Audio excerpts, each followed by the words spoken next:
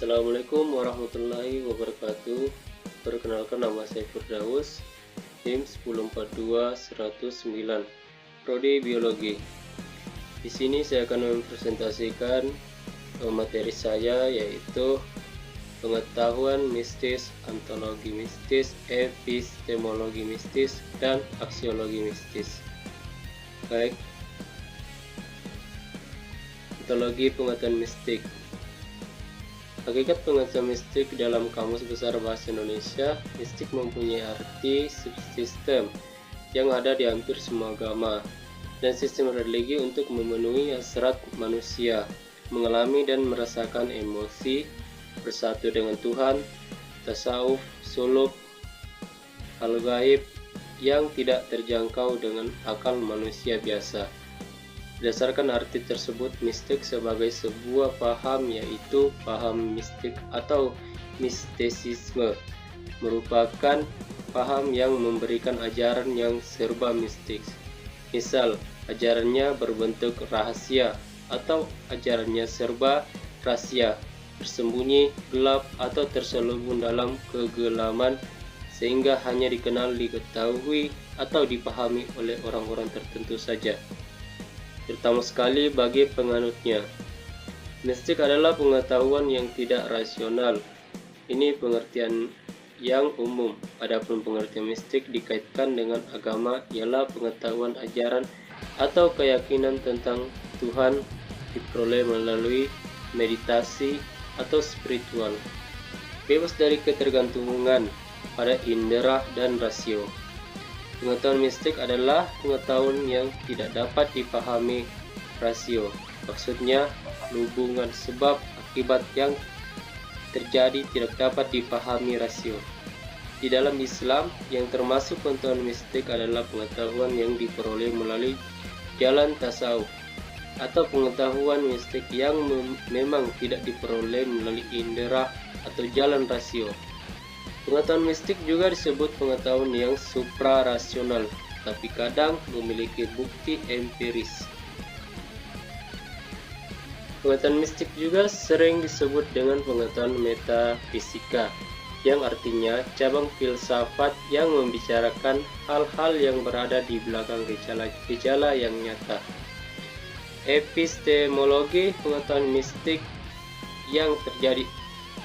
Objek pengetahuan mistik ialah objek yang abstrak, suprarasional, seperti alam gaib, termasuk Tuhan, malaikat, surga, neraka, jin, dan lain-lain.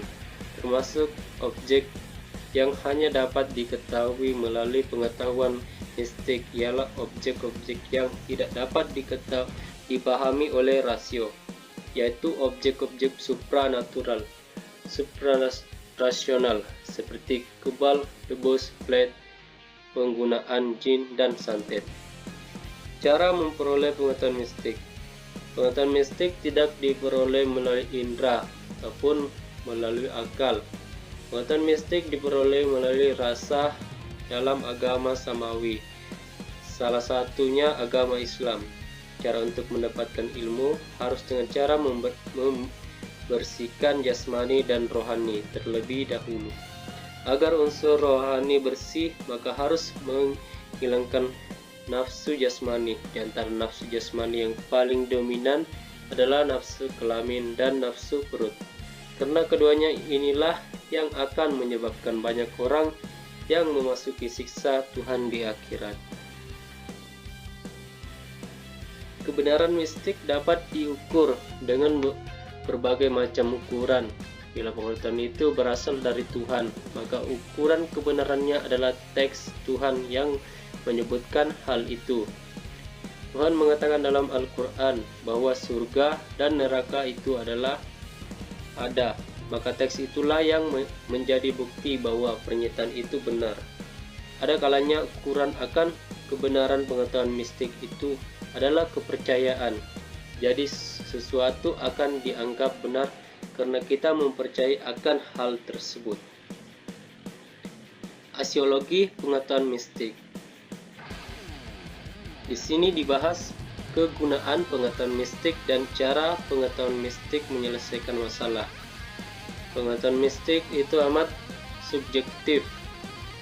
Yang paling tahu penggunaannya ialah pemiliknya. Seharusnya kita bertanya kepada pengamal tasawuf, para pengamal ahli hikmah, atau kepada dukun mereka, gunakan untuk apa pengetahuannya itu. Secara kasar, kita dapat memperkuat keimanan mistik magis putih digunakan untuk kebaikan, sedangkan mistik magis hitam digunakan untuk tujuan jahat.